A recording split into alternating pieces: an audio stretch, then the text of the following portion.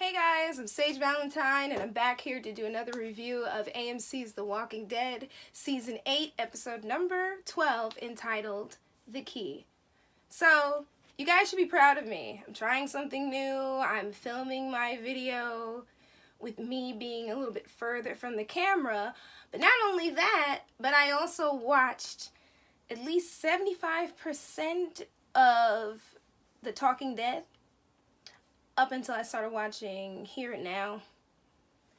But I stayed long enough to hear all of the Denai Guerrera love coming from Chris Hardwick, from the crowd, basically from AMC, and more importantly from Yvette Nicole Brown, who is a true Blue Michonne fan. And I thought it was pretty awesome how they were talking a little bit about how Black Panther has become such a phenomenon and has made $1.2 billion. At least that was the number that I read this weekend. Somewhere around 1.2 billion, but still awesome. But I did not see the full episode, mostly because AMC decided that, okay, we know you guys gotta go to work, we know you guys are tired, so we're gonna release the extra scene early for you on YouTube, which makes me happy because I can move on and watch something else. I'm cool with that. But in regards to this episode, this one is my fave for season 8 all around.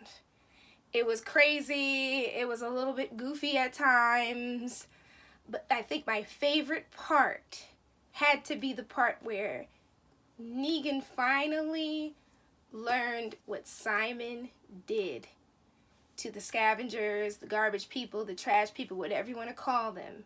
Rick told him what Simon did without saying it, because Rick didn't even know that Simon was the person that did it. But still, that's my favorite part of the episode. But the episode itself is my fave. So let's just get down to this review. Pretty much the episode starts up with a few close-up shots of Negan, Simon, and Dwight, so that's when I realized, you know what, these three are going to be really important in the episode. We see Dwight in his room, shirtless, with like a cigarette box. It has some cigarettes, some rings. One ring stood out in particular, and that was the wedding ring that Dwight had given Sherry. See, I remember reading an article on Twitter, or was it Facebook, one of the two, where they were talking about the different things and different Easter eggs in episode 12, and I noticed quite a few of the Easter eggs. Not everybody noticed them, but anyway, especially the naked walker. Some people were like, well, where was the naked walker? I'm like, remember the dude looked like he was all skin and had like a little bit of a brown thing around his crotch? Yeah, that was the naked walker. I noticed him immediately, and I was cracking up when I watched the episode. So pretty much Negan accepts Dwight back with open arms. He even believes his story about being ambushed and being the only person to survive, because literally he was. Because we don't know where Laura is. I have a theory about that, a theory that I mentioned in my review of episode 11. Check that one out if you haven't watched it. I think we're going to see Laura's head on a pike. That's just me. Negan and the other saviors start coating their weapons in Walker gore, and I'm just like, this whole situation is finally canon. I've been waiting to see Negan do this. This is when we know that Negan has truly spiraled into madness. And Simon sees this to an extent, but keep in mind that Simon has his own agenda as it is, because Simon wants to rule the saviors. In my previous video, and one before that, I believe it was the episode where it seemed like Negan had died as far as the saviors were concerned, but really Negan was stuck in a trailer with Father Gabriel. I put two and two together, and I realized that Simon at one point was the leader of the saviors, and Negan took over. So I feel like at this point in the season, in the story, Simon is playing along like he's okay with everything that Negan is doing, when really he's grossed out and weirded out. And at this point in the game, I feel like Simon is giving me comic book Dwight vibes, because comic book Dwight is not exactly like TV Dwight. Comic book Dwight felt some type of way about Negan and wanted to kill Negan. And yeah, TV Dwight has felt the same way, but I feel like TV version of Simon has taken over certain dark parts of Dwight's storyline. It's a shame that his storyline won't be explored further because I feel like the writers are setting up to have Simon killed off, but I mean, it is what it is. I just see comic book Dwight in a little bit of how Simon is acting and how he wants to overthrow Negan or kill Negan. He's giving me those vibes. Now, Simon rallies the troops. He tells them not to kill the Hilltop people, just to, I guess, cut them and make them turn because of the Walker gore getting into their bodies. And he wants Dwight to ride with him. Now, he claims that Negan said that Dwight should ride with him, but I don't think so. I think that was all Simon, and it was Simon's way of getting Dwight onto his side. Now, Negan is riding solo, and I was just like, who thought that this was a good idea at this stage of the game? I'm like, this seems like a really foolish idea. I'm not talking about the writing, no. Heck with that.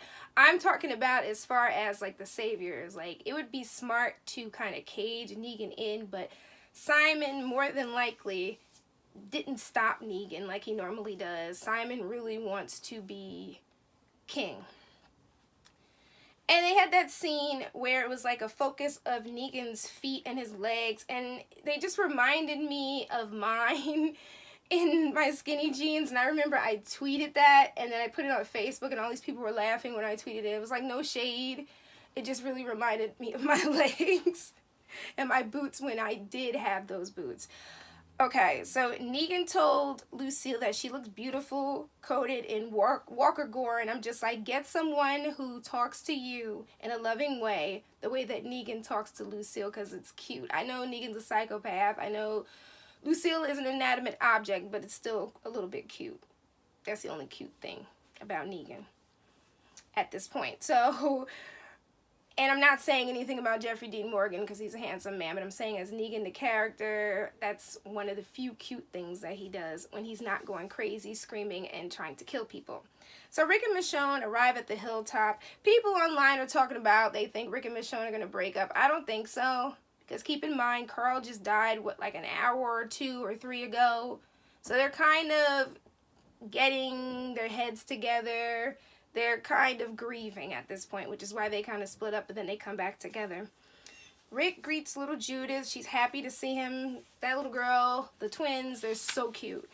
I love them. I've loved them ever since they took over the part because they are just, they bring some sort of life to the part, whereas I don't know if their reactions are written in the script, but sometimes you can tell that their reactions are their own, and they kind of just, the Walking Dead people kind of just go along with it, and I think that's awesome. So Daryl's talking to Rick.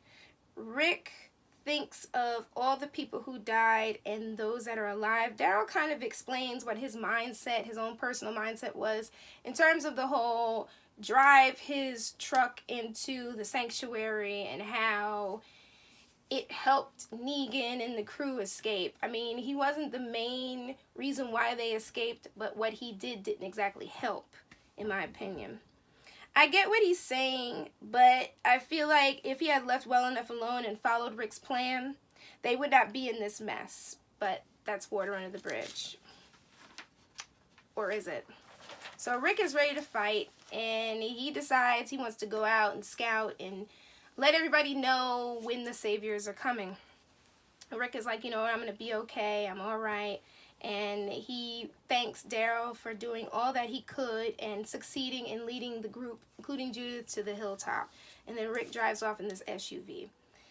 Now, Rosita said that they have to keep going. They're talking, she and Maggie are talking about the grieving process and how they're going, they kept on going, and then they turn and look at Michonne and Enid, and they're just like, you know what, they'll be fine. They're going to be all right. And then they spy this crate with what looks like some sort of stick in a plastic bag, like it's some sort of flag or something. And I'm just like, who left this thing outside? Then we see Simon and Dwight, and Simon's trying to ask Dwight, you know, what do you think about this road trip? Like, what do you really think? And Dwight's not falling for it at first. He won't say anything. Simon doubts Negan's plan to deliver another warning. He says something like, you know, the widow and Rick won't scare, aka this whole plan is stupid. And then we find out whoever left that crate wants to meet up. So Michonne believes that that person that left the crate is not the savior. She wants to see what's up. Maggie's just like, maybe this person has something, but we're going to be safe. Enid, go get some more clips for the guns. Rick starts stalking the saviors. That's what I'm saying. It really did look like he was stalking them through that whole scene in the episode. But anyway, he was about to hit the horn and warn the hilltop, but instead he spies Negan driving alone in this black Dodge Charger. And again, that idea of him being alone is stupid, but I will hold back all of my judgment.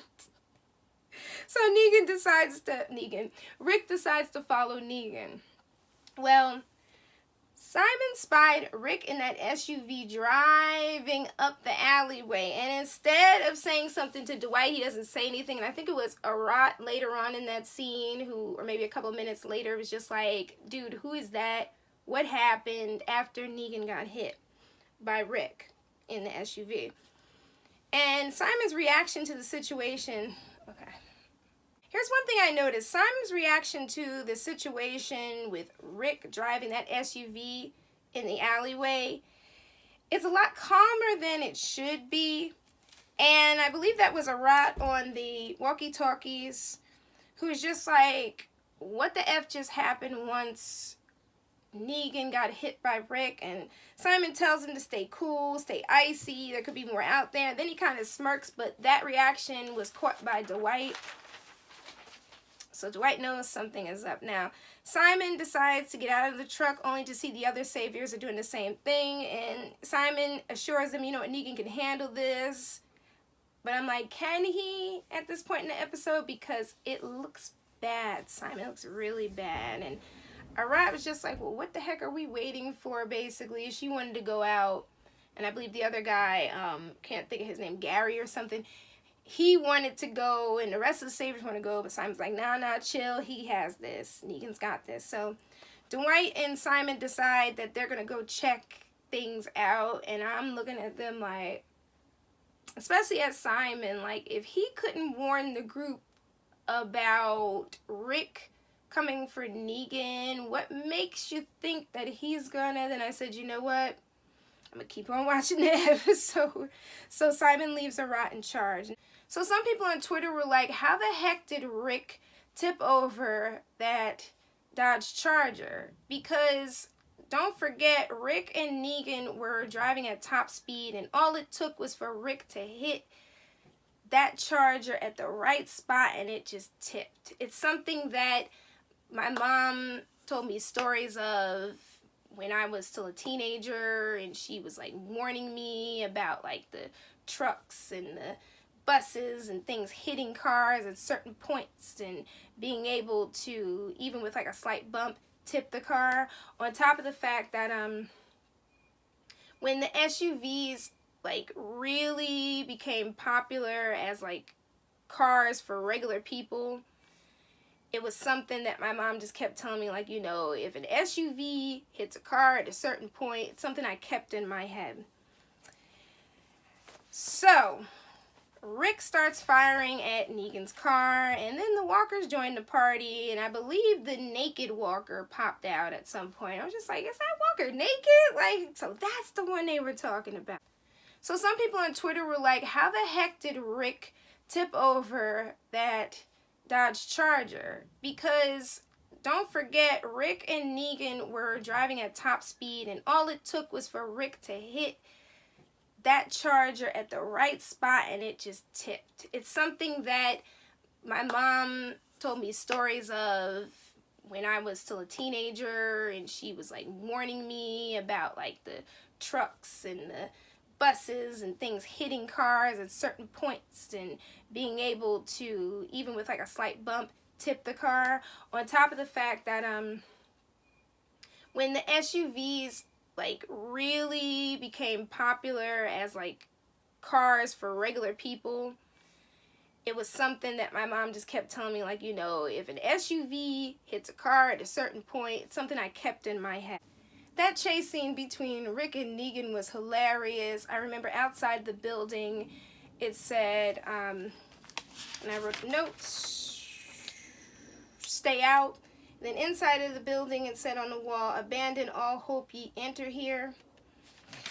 And it was pretty funny when Rick entered the building and Negan swung his bat and almost hit him in the head, but didn't hit him in the head. And then they're both chasing each other in deeper into the building. Meanwhile, the walkers are just like, okay, well, we're coming in for the party too. And then the scene switches to Enid, Maggie, and Michonne meeting up with this woman with short hair. Her name is Georgie, and she brings along with her these twins, Hilda and Midge, and then out pops Rosita from the woods.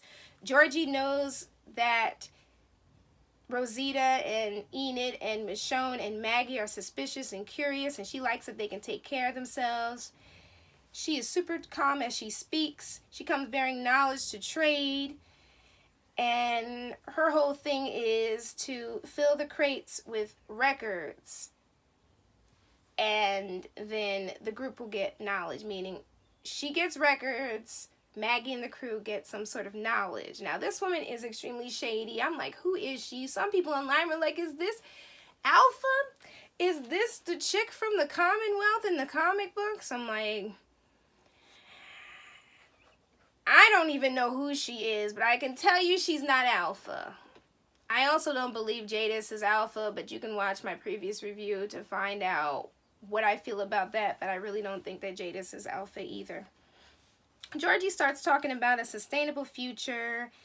Then she says this word flibbersticky, and I think it was Hilda said clump, and Midge said moisture. I'm just like, what is it with Walking Dead and these like weird words that they find? Like, they're never words that like people say a lot. They're these random SAT sounding words. But like I said, this whole situation seems suspicious, but Michonne was like, maybe they can make a deal with this group. But Maggie is still a little iffy about it, and I'm on the fence because I can see Michonne's side, I can see Maggie's side. Let's just see how all this is going to play out. So, obviously, Negan survived that fall and is unhurt. And Rick is just like, are you alive? And Negan's like, he's a GD cat. And I'm cracking up. Some people online were like, I wish they'd make a t-shirt for Walking Dead that says, I'm a GD cat. Negan can't find Lucille. I'm just like, oh boy. Rick and Negan in this scene is just awesome. I love the exchange, the banter. I love each and every line that they say to each other. And Negan asked Rick why didn't he let him save Rick and his group. Everything was fine before Rick came along. And I'm just like, isn't this something somebody said previously to Rick in an earlier season? Then it dawned on me. Herschel said that. Before Herschel realized what was really going on, Herschel said in season 2, I believe it was, it was like the middle of the season or something. I know it's before they let the walkers out of the barn. It was way before that. To find out that Sophia was one of the walkers. Herschel said something like, everywhere you go, Rick, you cause trouble and people die, something like that. So Negan says to Rick that Rick failed Carl and his people, but there's still hope for Rick. Negan's like, there's one last deal. If you get everyone in line, then our deal is still in place. And instead of my saviors getting 50% from you, it's 25%. You guys can live like 75% kings. And Rick was like, well, why the heck should I listen to you? Then Rick is like, why the heck should I listen to you after what you did to Jadis's people? And Negan is like, what? And I'm just like, here we go. Bye, Simon. Rick's like, well, you wiped out the garbage people.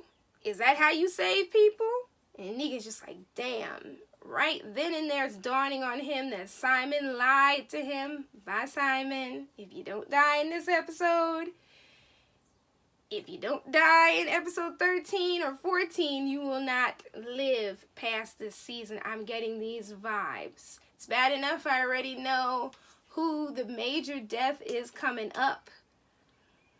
Again, got spoiled with another spoiler, not on purpose. I was looking at something having to do with one of the episodes a while back, and it popped up, and I'm just like, I know it makes sense, but the point is, I'm still kind of annoyed by this, but you'll find out soon what I'm talking about.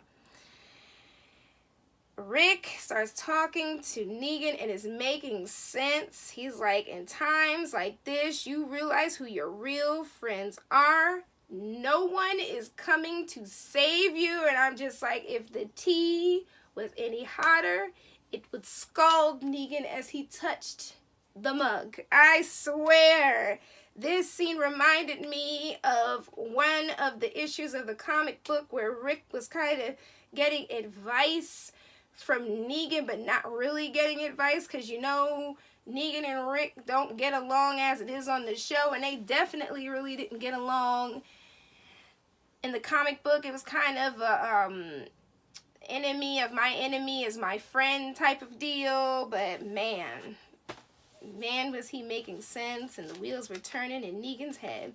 So Simon is talking to Dwight and says to Dwight, you must have thought about killing Negan yourself, you know, after he took your wife. And I'm just like,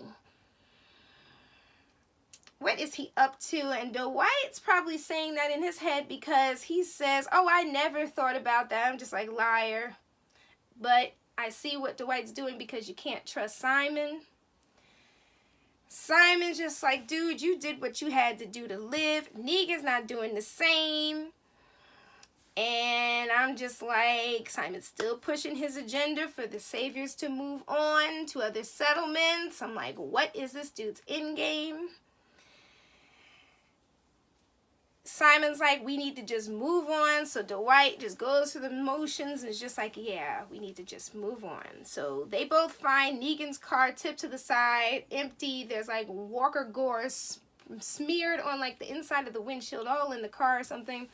And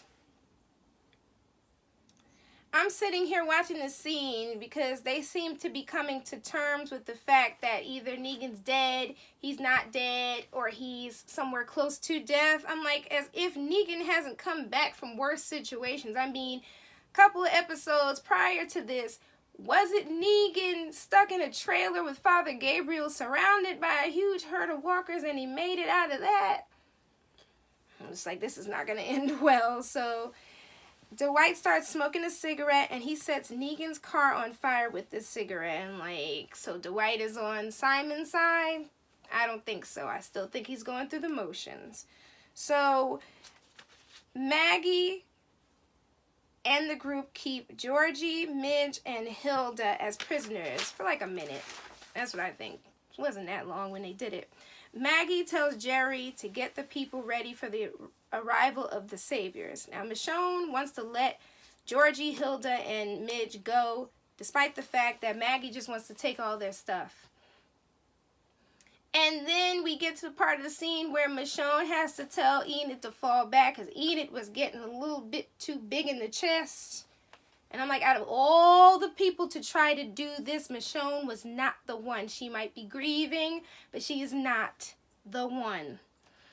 So Michonne ends up taking Enid's gun and tells her to basically go, get out of her face, without saying it the way I just said it. And yes, Carl was brave. And because of Carl's sacrifice, the Hilltop got a new doctor. They got Sadiq. And they cannot give up on Carl's vision. Now, Rick tells Negan, you can't save anyone because you don't care about anyone. You use people to sleep with you, protect you, etc. And as you know, Negan is very protective over Lucille, and as soon as he finds out that Rick has Lucille, he is pissed, but he's even more pissed when Rick sets Lucille on fire. And Negan tackles Rick into this blocked doorway. And then they fight one another and have to deal with the walkers, and Rick ends up setting some of them on fire because, again, Lucille's on fire, and as he wields her, whoever it touches, they go up in flames. So Negan called Rick a psychopath. He was like, "You're going to kill us both." And Rick was like, "Well, if I die, as long as you die first." Negan tackled Rick. Negan got Lucille, used Lucille to break the glass of this window nearby, and he escapes. I'm just like, well, where the heck did Negan go? Maggie decides to listen to Michonne and do the trade with Georgie and Midge and Hilda. Georgie decides to change the terms of the deal.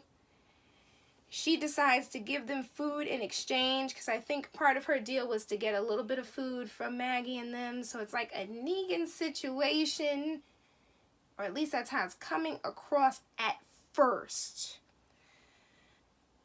But in exchange,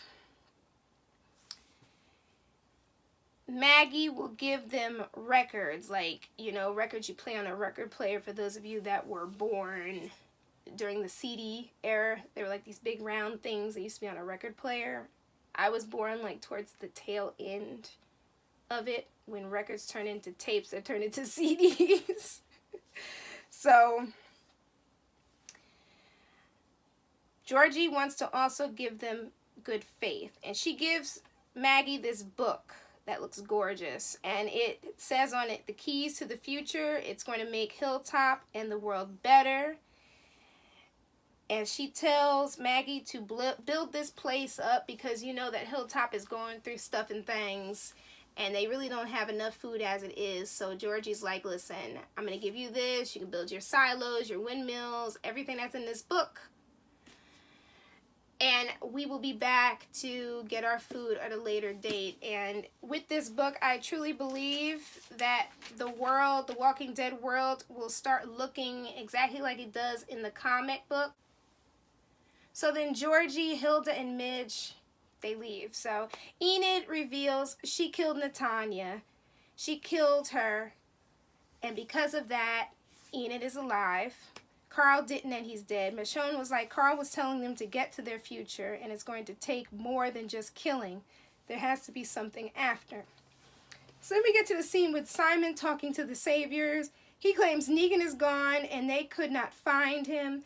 Dwight backs him up by saying there was all this blood in the car, and I'm just like laughing. On a side note, probably because I laughed at a scene that was not really like this, but like this in the comic books, because the Saviors are so brainwashed, they listen to anything and everything that their leader says, especially if their leader is basically being by proxy for Negan. It's all about Negan. They're just all brainwashed. So Simon becomes leader for the next few hours that he lives. Now, mind you, I added the next few hours because I don't see Simon living past the season finale. I think he's going to die probably an episode or two before. Simon reveals his plan to the Saviors, and this plan includes wiping out Kingdom, Hilltop, and Alexandria and moving on to new groups. Dwight is just looking at him like, what the F? I didn't sign up for this. And then we see Negan in a moving car sleeping peacefully. Jeffrey Dean Morgan looks so cute in that scene, by the way. Not that he doesn't look cute in any other scene, but I'm just saying, like, he looks so peaceful sleeping. It's so cute. And then the camera kind of pans around once Negan wakes up, and we see Jadis holding a gun at him like this. And he's talking, and he's laughing, and she takes the butt of the gun and knocks the hell out of him. And that's the end of the episode. So I'm excited about episode 13 that airs tonight. Thank you guys so much for watching my reviews. The ones that do, who are still interested in Walking Dead, because I know a lot of people who are just like, I don't really care about Walking Dead anymore, but me, I'm a longtime fan, so I'm going to continue to be a longtime fan, but it is what it is. So you all take care, and I'll be back again to review another episode of AMC's The Walking Dead Season 9. Thank you for being so patient. I do apologize for doing this review so late. Last week was just a mess with the snowstorm and the play that I went to that tired me out with the travel to New York. So it is what it is. But I love you all. Take care, and I'll see you again with my next review. Bye, guys. Love you all. Bye.